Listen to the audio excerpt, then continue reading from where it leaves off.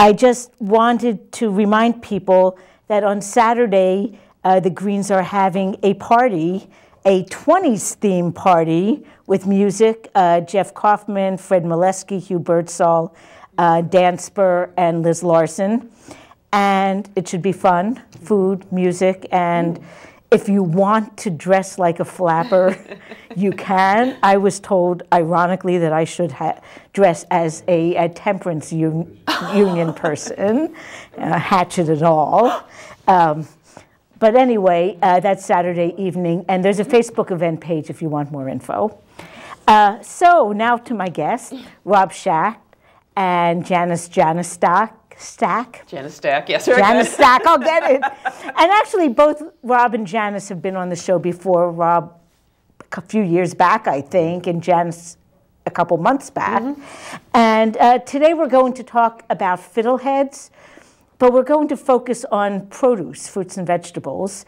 So it won't just be about Fiddleheads, the store. It'll be about how, where, why of produce.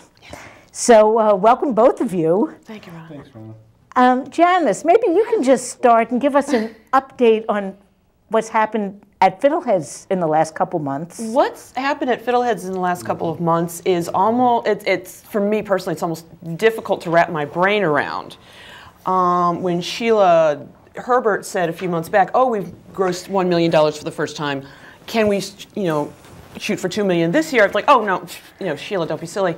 The last couple of months, as I've watched the number of customers in the store and the produce sections and displays just empty at the end of every Saturday, I realize, oh, maybe this is a reality. And it's strange and it's very interesting. This year, for instance, or this past year in produce, our displays tripled because we bought some new equipment. Our budgets doubled, and to be really, boring and arcane about it, our produce department hit 30% margin, which means nothing unless you're a buyer. But what it means is we're selling a lot more than we ever have, and it's like on Saturdays at the end of the day, hand over fist. Well, and I've even been in the middle of the week recently, and it's not always packed, but I'm never the only shopper anymore. No, and it's hard to say. I mean, first we're saying, oh, we're getting more customers from here and there, and there's awareness.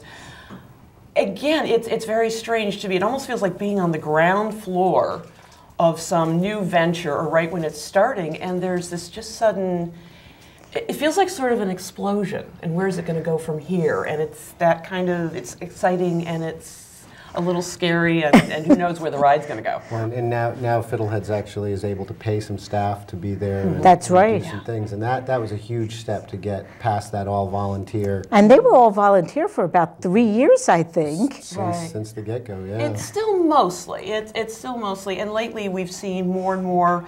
I think customers having a real awareness of that.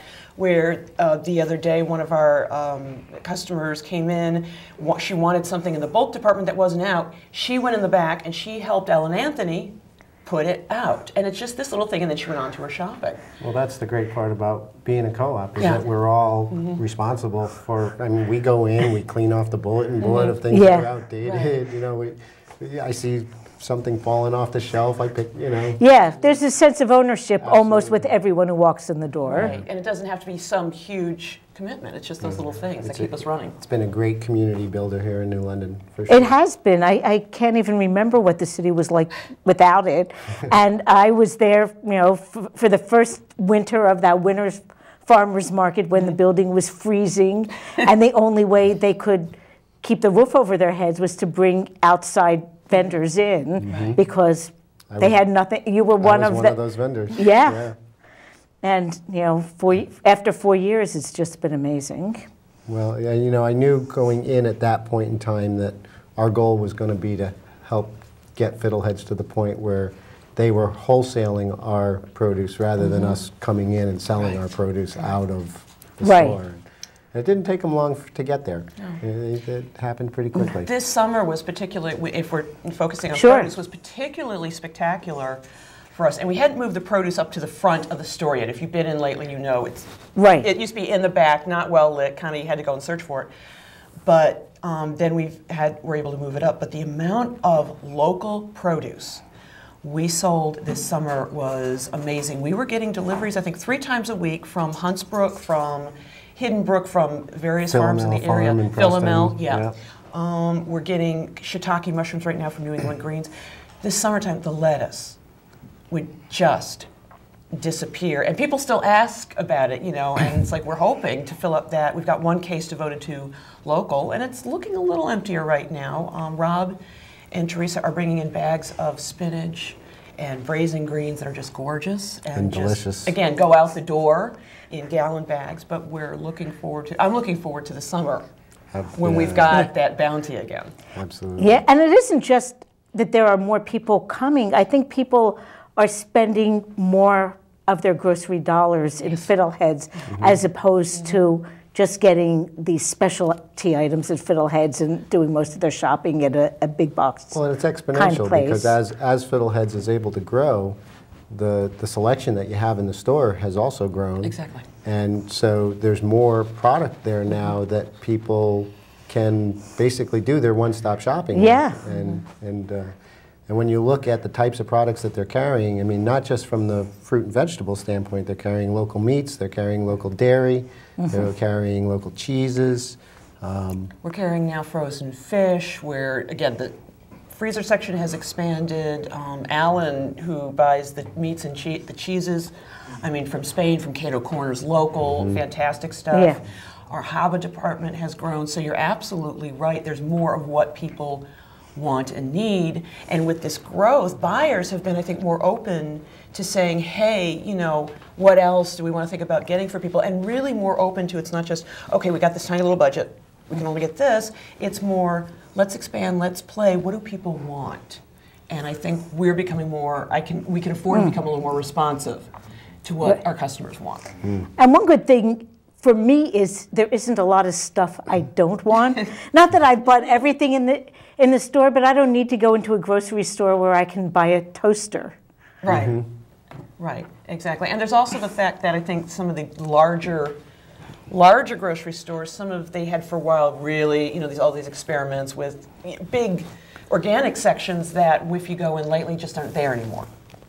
That's true. So in a sense, we have less to compete. I mean, thankfully, we have less to compete with. Well, and your buyers have, you know, once removed relationships directly with the producers of these foods. You know, where in the big box grocery stores, you're dealing with a corporate entity that is dealing with some other entity that's probably dealing with the farmer at some point in the chain, but they're so far removed from where the food's actually coming from that you know, having the direct connection that a store like Fiddleheads is able to provide to the consumers brings a lot more confidence in, you know, the freshness of the food, the safety of the food, all the rest of the things that come with, you know, dealing with local people.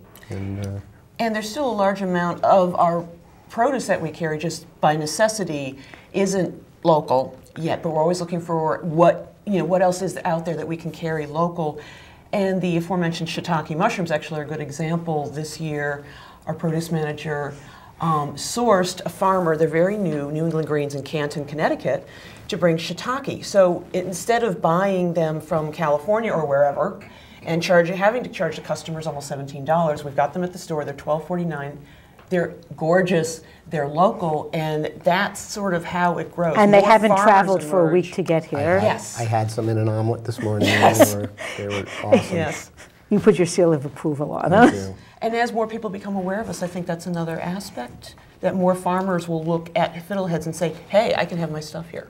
Sure. Do you think that's true, Ron? Well, I do, and I've been able to work with the produce buyers at Fiddleheads through the years because, from a grower standpoint, in the early years, and this is where having paid staff to do certain jobs there has really become important, especially in the produce buying section, because the continuity of who we have to deal with on a daily basis. It's a very complicated thing to coordinate what's being harvested in the fields in a timely fashion to get it in and have it get put out on the shelves. And so, you know, early on, Fiddleheads was so new that farmers would just kind of find that they had some surplus and walk in the door and say, hey, it's for sale, and Fiddleheads would buy it. Yeah. But what ends up happening for us farmers is that for those of us that try to communicate well with Fiddleheads up front, we go into a season thinking, okay, we're going to be able to sell 20 heads of lettuce a week to them. Well, if another farmer comes in the middle of June and says, hey, I've got some excess lettuce one week, well, then all of a sudden, the farmer who planned for the 20 heads of lettuce, now Fiddleheads only wants to take 10. Those kinds of things were some of the stumbling blocks that we worked through, and it's gotten much smoother. And so, you know, and none of the farmers that I know of that grow locally, I mean, we all work together. We're all friends. We help each other out. We do bulk purchasing together of soil amendments and things like that. So, you know, we're all on each other's side. And I think that, you know, just the coordination, the communication going into it, so that, you know we're going to take 20 heads of lettuce from you. We're going to take 12 bunches of kale from you. Yeah. Spread it around. That's great. And you know, all the farmers are for that. So. And this past summer, I think we were able, as the produce team, we were able to balance things out. This farm has this, and this one has this, and these guys are going to bring this to, you know, 20 heads of lettuce on Tuesday, and we knew where it's going to be gone by Thursday. So here we've got somebody else coming in, which we couldn't do. I think if you as farmers weren't communicating, but it did take, you know, something very new on our part, which was planning and coordination. I think you were at the meeting at our farm. That initial one, which was that first meeting of trying to get all the farmers and the folks from Fiddleheads in the same room at the same time and talking about these things so that it could be more of a coordinated effort. And that's part of the growing pains that, you know, Fiddleheads has gone through, but they've matured to that point now. And you know, we see as a great relationship going forward for our farm to be able to have that relationship with Fiddleheads and continue to bring stuff from 7 miles down the road. Yeah. Well, one of the challenges of farmers in general is the unpredictability of the market. And the weather. And everything else. But at least it's nicer if the market is a little more predictable. Sure. And we are, now I guess you can tell people why it's a good idea to buy locally. Well, because that is one of the emphases of Fiddleheads. We touched base on it a little bit earlier about, you know, knowing that fruit is fresh and safe and all of those things. You know, everything from you're keeping money in the local economy. We all know how important that is, because if you're sending money to Mexico or Canada or one of the other places that our produce tends to come from, it doesn't do us any good locally. You know, I'm hiring people locally. I'm buying fuel locally. All the things that come with the local economies. That's one part of it. The other thing, you know, in the food world, you know, it's really hard to know how your food is grown. We have this faith in the United States that, you know, the big overseer, the USDA, is watching out for us. But, you know, maybe they're not, huh? Well, I think that's evaporating, though. I think slowly. There have been events that have caused mistrust, but you know, in the bigger picture, you know, the word organic is sometimes it's as much about what you don't do as what you do. So, you know, getting to know your farmer, getting to know how he's managing his soils, and you know, it's sometimes it's pretty complicated scientific stuff, but you don't have to understand all the chemistry to understand that, you know, you're putting the minerals in and the micronutrients in to make your plants be able to grow to their optimal genetic potential and be as nutritious as they can be, which is a concept called nutrient density. And I know that a lot of the local growers are working on that, and it's something that you know, I know we've been investing in our farm, and it does tend to make sometimes local food a little bit higher on the price scale than the stuff you can go to the big box stores and buy. But there's so many factors that make local food a little bit more expensive. But on the other side of that, if it's making you healthier, it's cutting down your healthcare costs. Right. You're not having to buy as many processed foods and as many foods that are going to spoil, because the shelf life of locally grown I mean, nutrient fruits and vegetables are by definition perishables, so. Yeah. And there's an eye, and honestly too, there's an eye appeal factor. I mean, I think, you know, except for the most absolutely devoted produce or any other food can be as organic and pure as you want it to be, and if it doesn't look like something you want to eat, nobody's going to bypass it. And with the lettuces we were getting from local farmers like yourself this summer, the reason it was flying off the table is because it was big and gorgeous and just looked like, I mean, bouquets of flowers rather than, you know, the lettuce you get. Right. Yeah. You know, It wasn't the big wilty. guys. The color was bright. Yes. And you know, and I don't want to, you know, yell the sky is falling or anything, but you know, some of the new generation of pesticides that are out there, they're systemic pesticides, and so they're actually in the plant tissue. The plant metabolizes it right into every cell in the plant, and so you can't wash it off. So the old days of the spray that they used to sell you to wash off the pesticides, that's gone.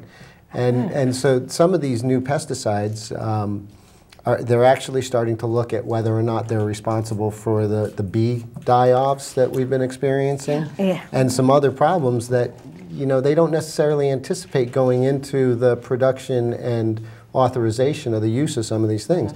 Europe has banned almost all of them. And some of the companies that produce them are European companies. So, I mean, that tells you right there that, you know, there are other people out there thinking of this, and that maybe the USDA is not, you know, maybe sometimes money is the bigger factor in the decisions that are made. The issues, I mean, the United States, some parts of the United States, not the Connecticut, but the heartland, is flat and very conducive to huge farms. Monocropping. Right. And monoculture is a cause of problems. So do you want to talk about how local farmers usually deal with that kind of thing? It all goes back to the soil and how we treat our soil. And there are large farms that are dedicating themselves to organic production and remineralization of their soil, adding the micronutrients back into the soil, inoculating their soil with the right kinds of beneficial bacteria and fungi to make sure that the plants are doing what they're supposed to do and are able to take the nutrients up. And yes, it can be a little more expensive to do that, especially in the transition phase where you have to rebalance things from being so out of balance for so long. But, you know, this is a societal issue. We have to decide as a society what's important to us. And, you know, we've seen cancer rates accelerate. We've seen... And Connecticut is... Very high. Very high in New London County. Within Connecticut is very high. We've seen things like ADD in children, ADHD. So one of the things they say about the way these systemic chemicals work is they affect the neurotransmitters in our brain, which could be an explanation of what's going on with our children. I mean, the reason that they're attributing them to the bee die-offs is because the bees go, they feed on the nectars of the plant where these chemicals are concentrated, and they never make it back to their hives. And so that's why they call it colony die-off, because they're not dying in the hive boxes, they just disappear. They're getting lost. They just disappear. And so, you know, these are the things that when you start thinking about why it's important to shop locally, know your farmers, know how your food's grown, you know. And again, you know, I don't want to say the sky is falling or anything like that, but, you know, to me, it's an important thing when I look at my 2.5-year-old son and think, how do I want him to be eating? These are the kinds of things that kind of dictate the decisions that I make.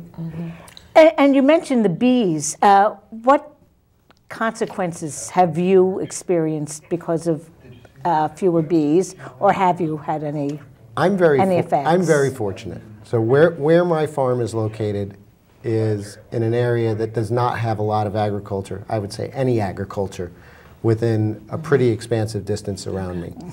Maybe some home gardens and things like that, but stuff on a very small scale. And you're talking about Quaker Hill area. Quaker Hill, southern Montville, but up in the watershed areas where there's a lot of open land and just kind of residential development. There's not even a lot of industrial development up there. So I am very fortunate that the ecosystem where my farm is located is pretty healthy. We have a lot of bugs, we have a lot of frogs, we have a lot of birds, we have a lot of bees. And we do keep bees to ensure that we have some of the honeybees, which are the best pollinators out there. We have a lot of native, you know, the orchard mason bees and the big bumblebees kicking around too. So I see all kinds of pollinators on our plants. So we're So pretty, for you, it isn't a it problem. hasn't been a big issue for us, right? I know we saw a little bit in our home garden. We had some hives in the back, and now we don't, and we don't get nearly as many strawberries anymore. Sure. Yeah. Well. Now, yeah, we have these cups in front of us, Cheers. and I think you might want to explain what it is we're drinking. This is a juice that my wife makes us just about every day, and it's carrots, kale, spinach, an apple from Fiddleheads, and a whole organic lime from Fiddleheads, and the apple's organic as well, and the immunity that this adds to our lives. My wife has a thyroid condition, and she's actually seen how her thyroid medicine dosage has decreased.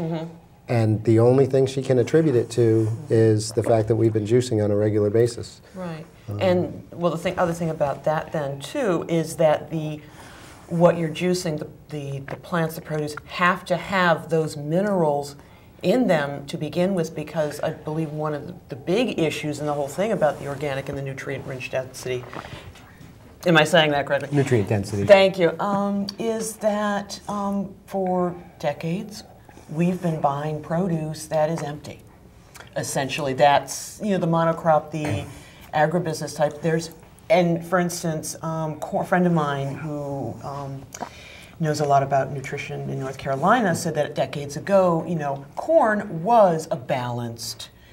You had that balance of protein and carbohydrate and sugar and all that. He said nowadays the corn that's sold in the United States is almost entirely sugar. There's not that balance anymore. Well, and one of the differences is that nutrient-dense foods, nutrient-dense vegetables specifically, the sugars that they produce are complex sugars. Right. Whereas plants that are not grown in that optimal condition and are stressed produce a lot more simple sugars. So when you look at pesticide use, plants that are grown under this nutrient density management, the amount of pesticide application that you would even have to use is minimized, because bugs like to eat simple sugars. They can't digest the complex sugars. So it's almost a natural pest control to put the right micronutrients back into the plant's world, to make sure that the right bacteria and fungi are present. And it's somebody explained it to me when I first started to learn about it. And again, it's very complex science. I mean, and they said, you know what? You don't have to understand that how it all works. You just have to know that it does work, and this is what you have to do to make it work.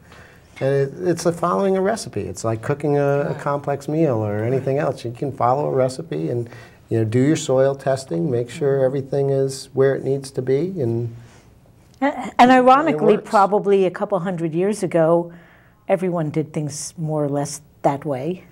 Well, modern tillage is one of the reasons that we've diminished our soils so much. And of course, the development of synthetic forms of nitrogen, potassium, and phosphorus, which you can make any plant grow with just nitrogen, potassium, and phosphorus, and go to fruit and produce a crop.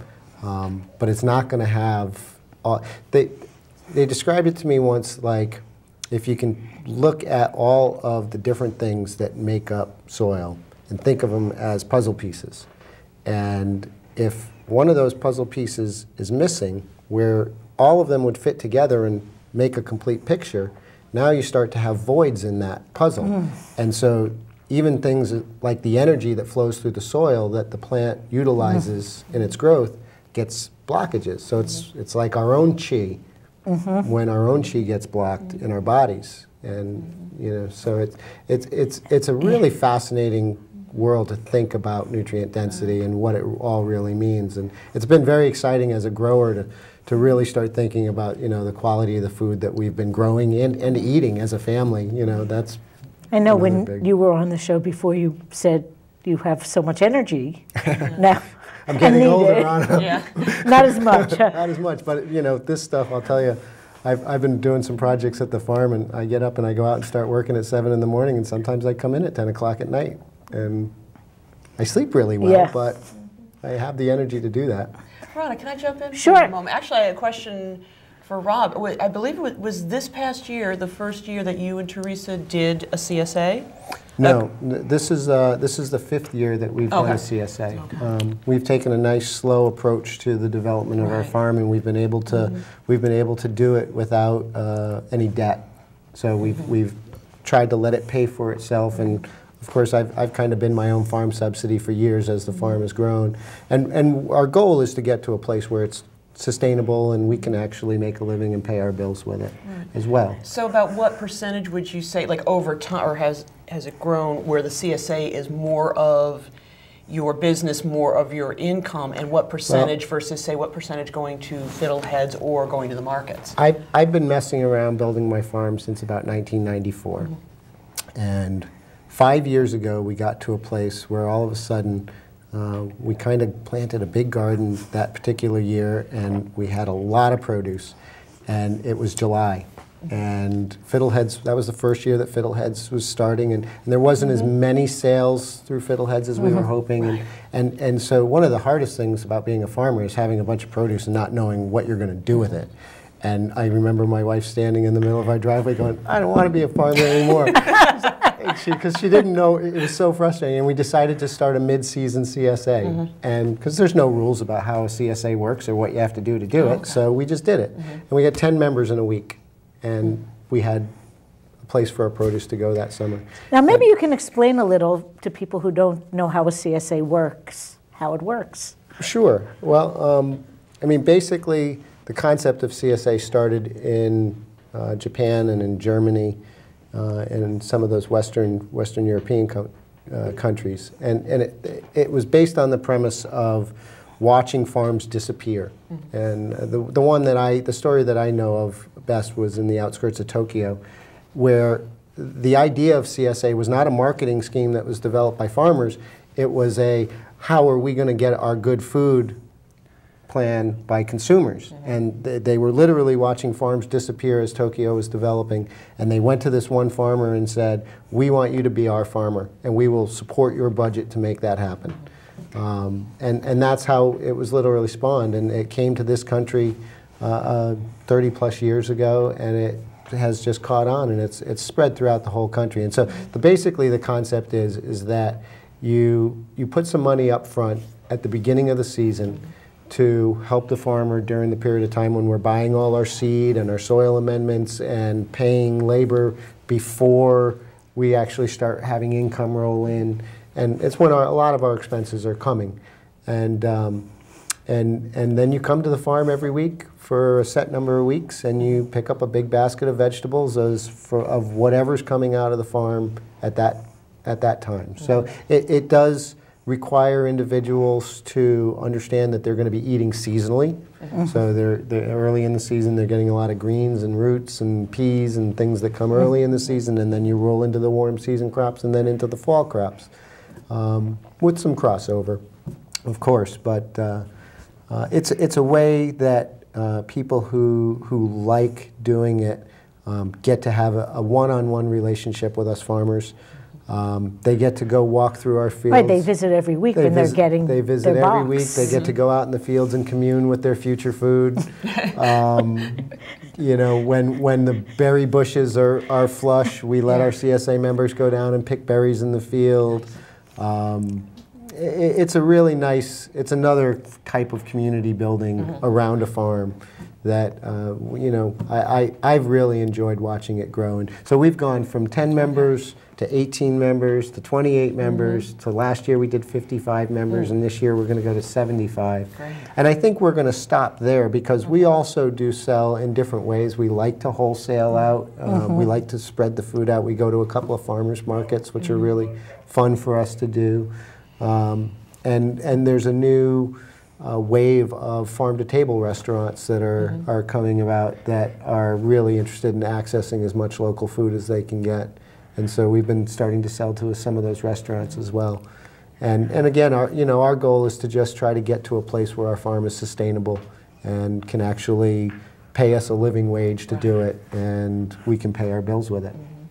Well, at this point, we're going to take a 5-minute break for our community calendar. And when we come back, we'll actually look at more food and keep on talking, but also look at the food. Mm-hmm. So, and save up your questions. Phone calls will be welcome.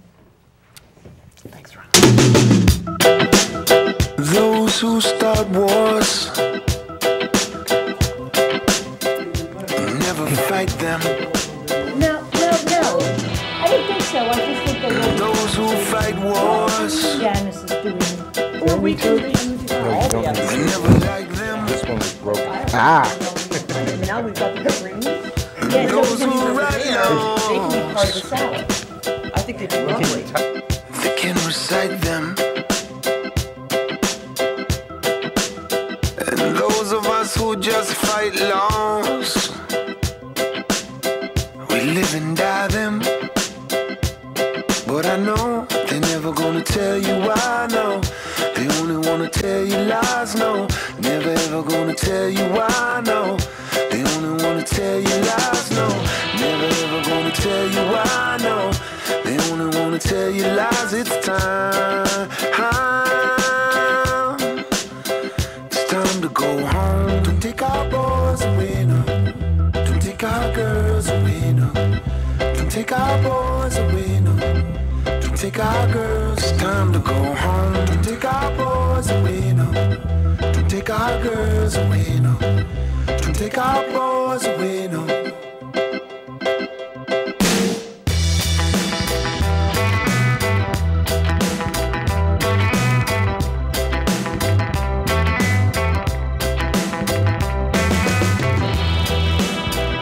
Those who build walls are pretending that forever they can defend them. No. And those who dam streams can build fountains. Yes, they can. But those of us who just let them run free, we can move mountains. But I know they're never gonna tell you why, no. They only wanna tell you lies, no. Never ever gonna tell you why, no. They only wanna tell you lies, no. Never ever gonna tell you why, no. They only wanna tell you lies. It's time. It's time to go home. Don't take our boys away, no. Don't take our girls away, no. Don't take our boys away, no. Don't take our girls. It's time to go home. Don't take our boys away, no. Don't take our girls away, no. Don't take our boys away, no. Flush it.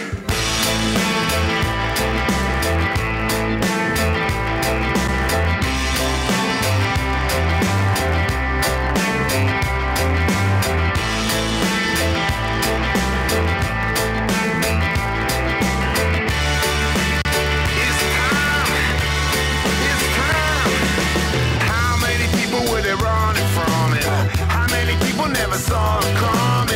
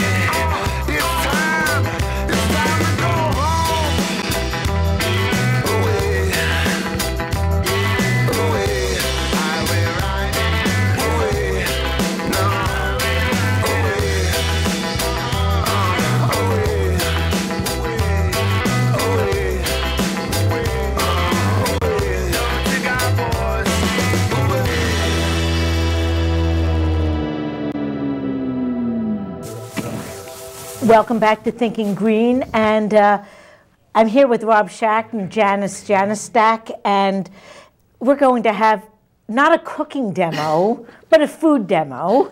Exactly. So maybe you can start talking about what ingredients you have there, and then. Okay.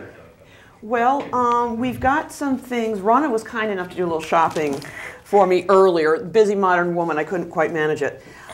We've got everything that I've got here for a nice salad is from Fiddleheads. Now, unfortunately, not all of it's local, but it's all organic.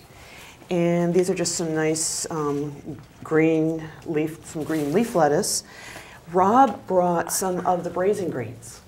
And they're like an Asian green, most of them are rather bitter. Rob, what are the varieties that go in this?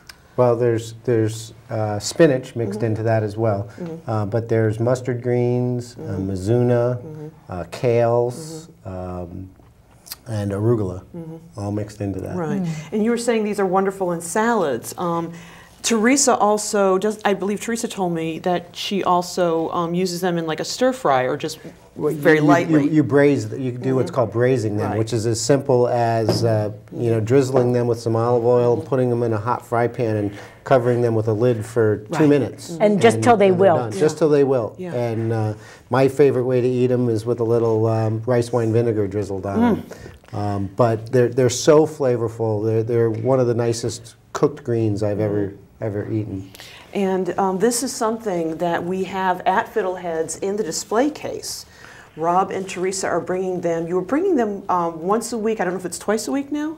No, it's still once a week. Still once a and week. We've got them in. We've got the braising greens, and then we've got spinach by itself. One of my favorite things. And they're in gallon bags. They're freshly picked, washed, and brought to us that very day. And we've been selling quite a lot of them. And the shelf life on this stuff is such that. I mean, we have friends, we give them a bag, they go on vacation, they come back, and it's 10 days later, and it's still So it's not as perishable as something Right. like lettuce. It hasn't traveled, and it literally traveled 7 miles the day it was picked to get to where they're buying it. And so it really is a very long-lasting product for a perishable item.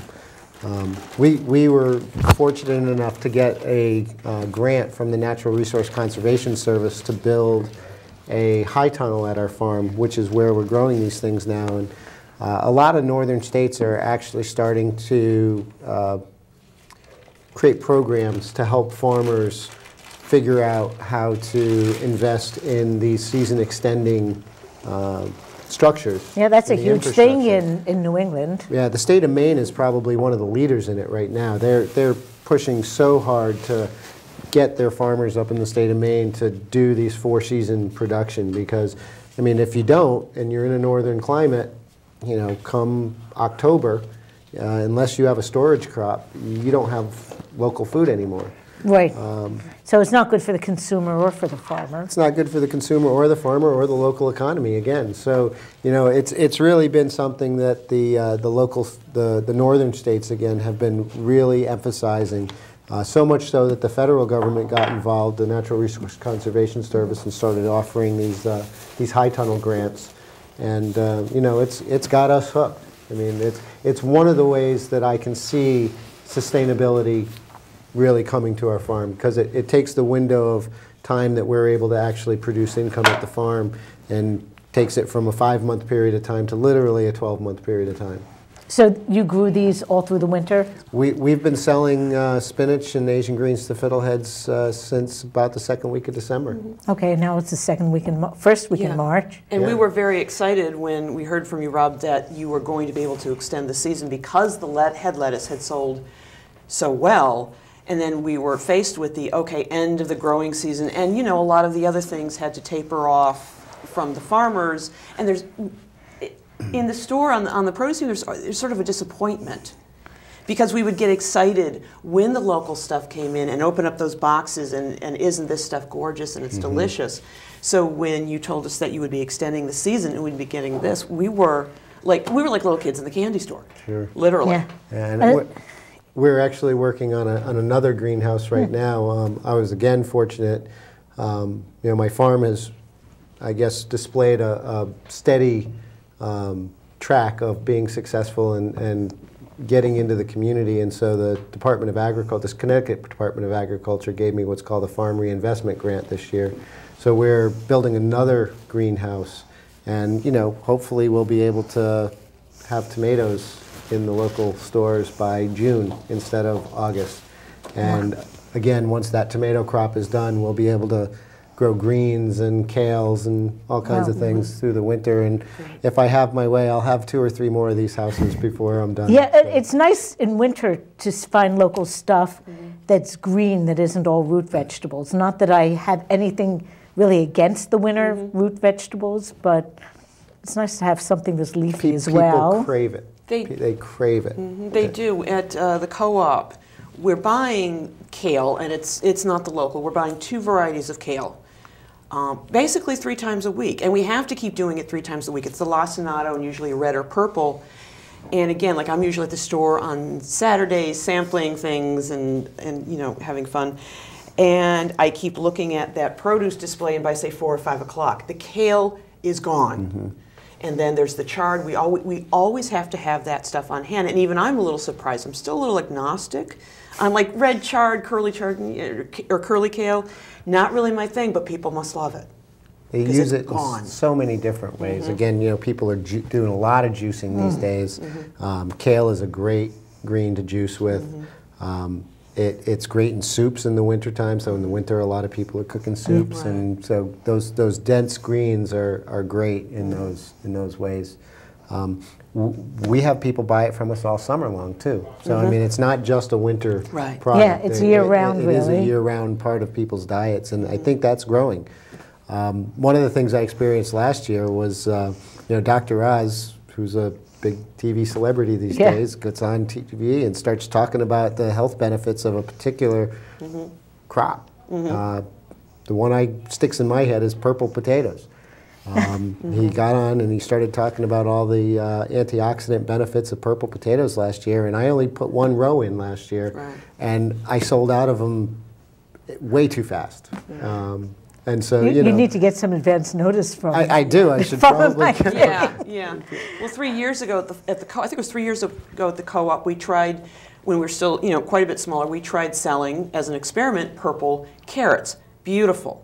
Lovely. Nobody wanted to buy them. But I think maybe with the expanded customer base we have, we might be ready to try some of those experiments again. It's interesting though, because at the farmers markets, things like those purple haze carrots sell out like that. People see funky stuff at the farmers markets, and they want. And one of the things is that we as farmers are there, and we're able to tell people about the stuff. I think that's a big so, that educational component that we're able to provide by being there and talking to people about what it is that we're growing and the different flavors and tastes and nuances of the different varieties of things that are out there, that probably helps in that as well. Exactly, and I know with having employees, actual paid employees at Fiddleheads and so forth, that is one of our goals in the produce department particularly, because the selection's always changing, it's very labor intensive.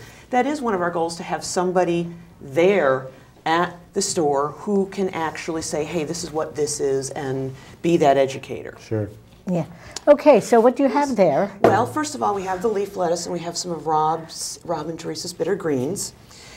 I thought we'd do just a simple salad rather than cooking something.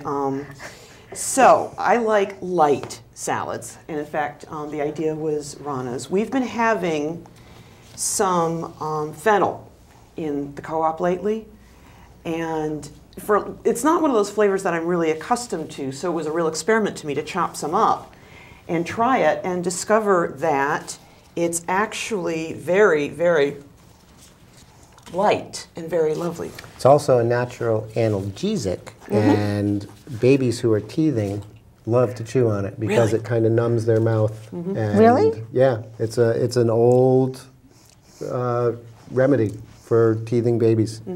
So. And then we've got some carrots and colored peppers. I think you remember these from the last time I was here. Or not carrots here, the cucumber.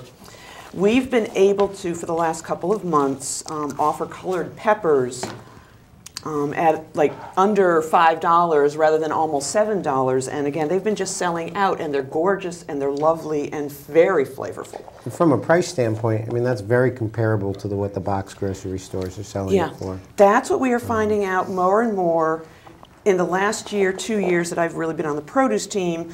When I stop by, you know, the big box store and I look at the prices, it's not only are we comparable to what they're selling organic, sometimes we're comparable and extremely competitive with the non-organics. Avocados, for instance. Lemons and limes. Yes. I can tell you that your lemons and limes are organic and less expensive than the conventionally grown lemons and limes at some of the bigger local stores. And the peppers in particular are something that if you buy non-organic, there's a lot of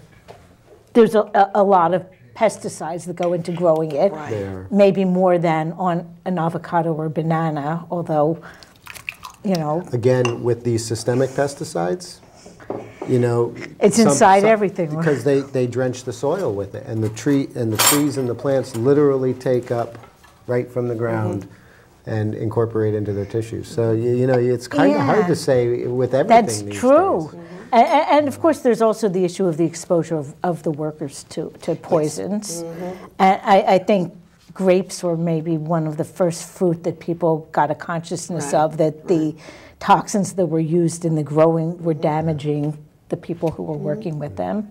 Strawberries are another food that tends to have an awful lot of pesticide residue on it because of the fragility of them growing. I'm poised in midair with the carrots. As I said, and Ronna did the shopping trip for me. She's a very busy woman of many talents. We have carrots that I like in matchsticks. We've got the fennel. Now, as I mentioned, I have people, this is part of the education component. People will come into the co-op and say, well, what do you do with this? And I remember one customer in particular, and I looked at him and said, I honestly don't know. I think people put the fronds in salads or something.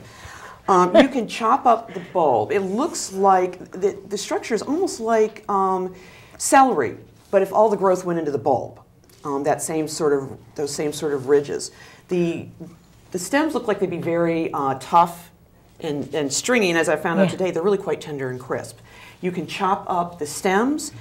Some people roast the bulbs, and then the fronds chop up as you would, say, fresh dill. So we're going to put a little bit of the chopped fennel on here, and I decided I wanted to, now I'm not going to chop this up right now because I am not going to show off my non-existent knife technique. So we're going to imagine that's chopped and very pretty, and we're putting a little fennel on here, and then we're adding something in a little combination. It sounds very strange. I like cilantro, and we recently got some very pretty cilantro. The thing about cilantro, people tend to just use the leaf. A lot of the flavor of cilantro is in the stem. You do not want to throw away the stem. But it's not something you want to cook a great deal either, either in a cooked dish or in anything like that. You're just adding it at the last moment. You want those leaves to still be fresh. You can chop up. There's a lot of flavor in that. Now, if you go somewhere and you try out, if you taste a little cilantro, you taste a bit of the stem and it has no flavor, or when you touch it, there's no cilantro smell in your fingers. That means there's not going to be any taste. So you do want something with a nice scent to it. So we're putting cilantro and dill together, kind of an unusual combination. Again, cilantro has some very interesting medicinal properties because they found that it's one of the things that can actually help you excrete mercury from your body. Really? Oh, wow. Yeah. They did a study on sushi sushi eating populations in Japan, and one of the things that they discovered was that they were finding traces of mercury in the urine excretions from these folks. And so it was actually pulling mercury out through the urinary tract. And wow. Oh my gosh, we're down to 5 minutes. Okay, well let's just what I did was I made a little sauce for today, and I will probably put the recipe up in a day or two on the blog. This is the juice of 3 blood oranges. Another little tip when you're going shopping at the store, the skin, this is one of those judge a book by a cover things that really is true. The more red you're going to see on a blood orange, the more likely that the inside is also reddish colored. And the sweeter. That one certainly is. Can we get that one? Yeah. Yeah. See, I selected ones that were very red outside. If they're not, it's pretty but not quite the same. Rob, I'm going to ask you to help me if you'll sprinkle some blueberries on. I thought it needed a little bit of a twist. And just so people know while you're doing this, the Fiddleheads website is fiddleheadsfood.coop. Yeah, and it's Fiddleheads with an S, but Food without an S. Exactly. .coop. And the website over the last few months has become redone, much improved, a lot of useful information, recipes, blogging. You can contact every buyer directly if you have questions or want to request. Anyway, the sauce, we have sesame oil, we have sesame seeds, salt, pepper. I chopped up some of the fronds, very fine, and then I added cilantro. I thought, well, that's kind of a crazy mix, and oddly enough, it works. A little sweetener, and just drizzle a little on. Okay, I was just told I should give credit to Ellen Kleinsmith for oh, absolutely. For creating the website. Yes, and for monitoring it and for being the person whom I can say, Ellen, can you change this? And it can happen at any time. And we'll just do this. And she's also been putting these shows up on YouTube. Sure. I just wanted to say people can go to our farm's Facebook page. Oh, okay. And we post every time we bring cool. greens into Fiddleheads. So you can just look on Facebook under Huntsbrook Farm? Under Huntsbrook Farm, and we have a WordPress blog as well. And we're always updating that every time we deliver to Fiddleheads, so people can literally know the day we bring it if they're so inclined. Wow. Exactly. Now that we have 2 minutes left, maybe we can have the camera do a close-up of that salad. It's nothing fancy. I had pistachios planned to sprinkle on top just for fun. They've disappeared on me. I think they've gone to Chicago or something like that. Obviously, they don't want to be part of the They party. were not locally grown. They were not locally grown anyway, but, well, they just, Okay, we didn't want them anyway. So there we go, and it's gorgeous. So we've got everything in here is organic. Everything, the lettuce is obviously local. As the summertime comes, when you come into Fiddleheads, you will be able to create a salad like this with more and more local ingredients. And I think as time goes by over the years, that we'll see more and more local as more farmers and more customers realize this is the way to go. Well, there's definitely a lot of small farms that are popping up because it is such a great time to be a farm in our relative societal history. People are really starting to focus on local food and what it means and how it tastes and all the benefits of it, and so. It's about time that we start thinking about quality rather than just quantity. Well, I think we are out of time. So thank you, Rob. Thank you, Janice. You're welcome, Ronna. Thank you, Ronna. And, you can find Fiddleheads and Huntsbrook Farm on the internet. Next week, Gracelyn Guyall is going to be on the show, and she's going to talk about mental health from a holistic point of view. So we'll see you then, and we'll probably see you at Fiddleheads or at the farm as the winter rolls on into the spring and summer. We'll be there. Yes. We will. Thank you. Thank you. Thank you, Ronna.